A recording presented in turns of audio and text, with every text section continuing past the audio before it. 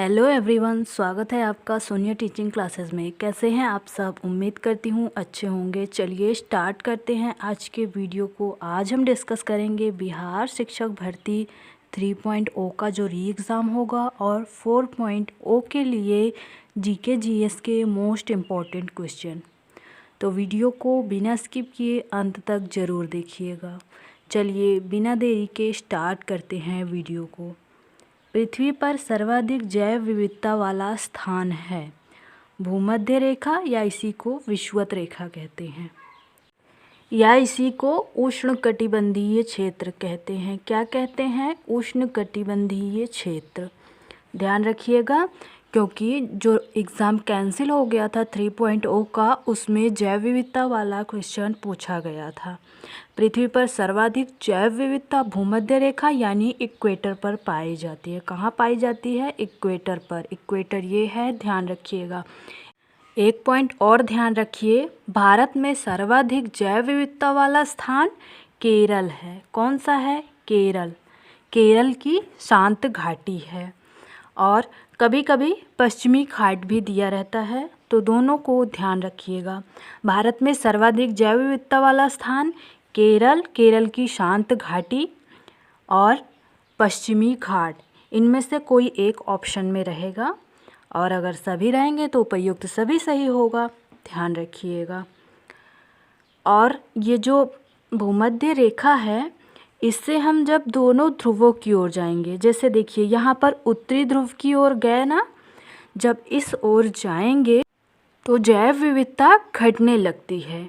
यानी हम भूमध्य रेखा से जैसे जैसे ध्रुवों की ओर आगे बढ़ेंगे, यहाँ पर जैव विविधता घटने लगेगी।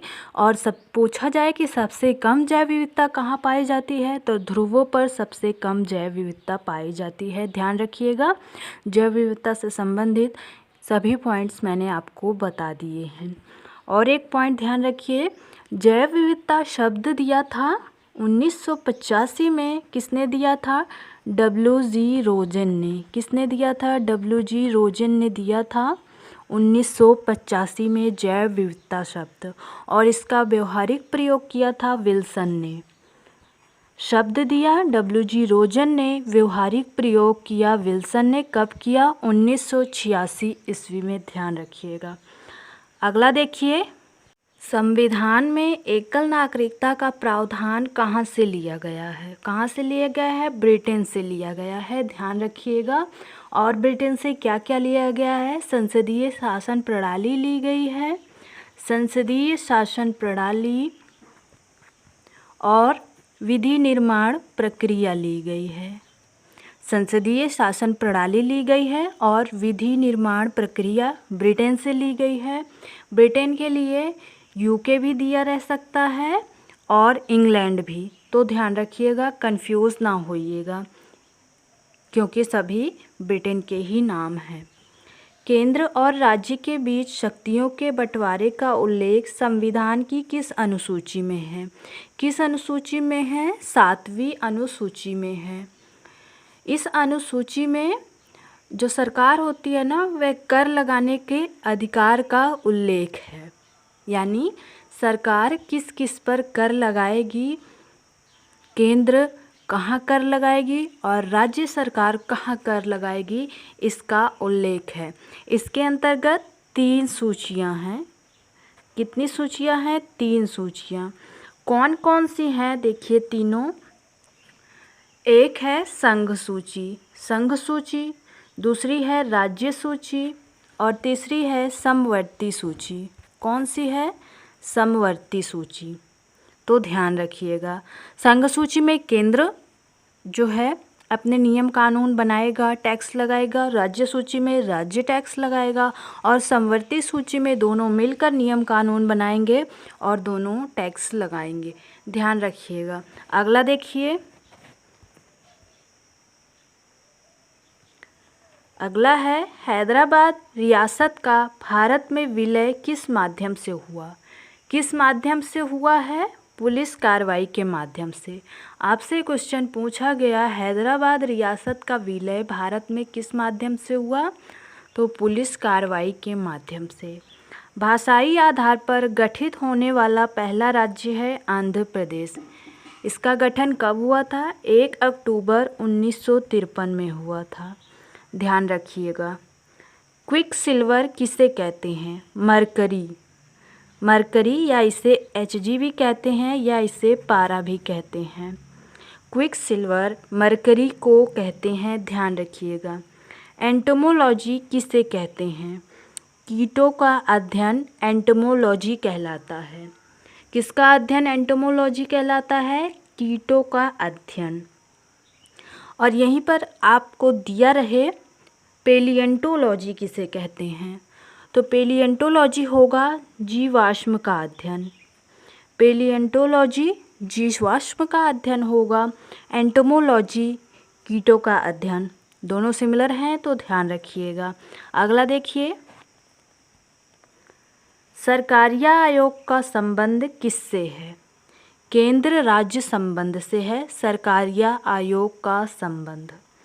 सेल्सियस और फ़ारेनहाइट पैमाना कब बराबर होता है?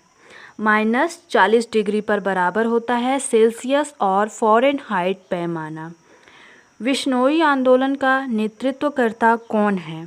संत जम्बोजी हैं। विश्नोई आंदोलन कहाँ हुआ था? राजस्थान के एक स्थान है खेजड़ली, यहाँ पर विश्नोई आंदोलन हुआ था, ध्यान रखिएगा। इसमें क्या था?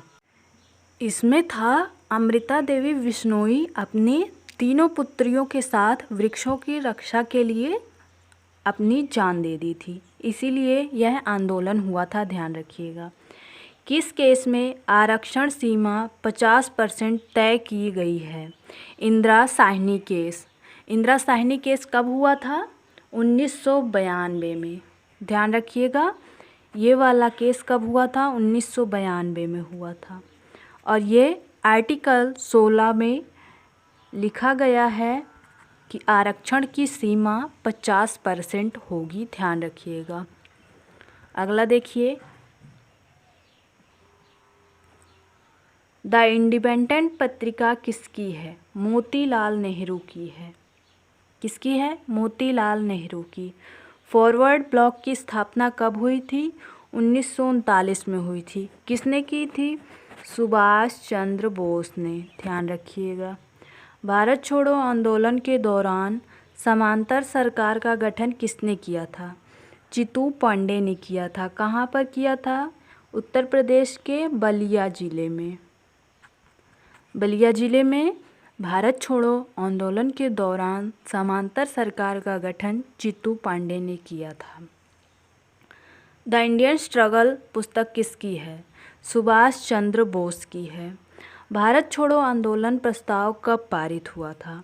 14 जुलाई 1942 को यह प्रस्ताव पारित हुआ था। भारत छोड़ो आंदोलन का ध्यान रखिएगा, यहाँ पर पारित दिया गया है।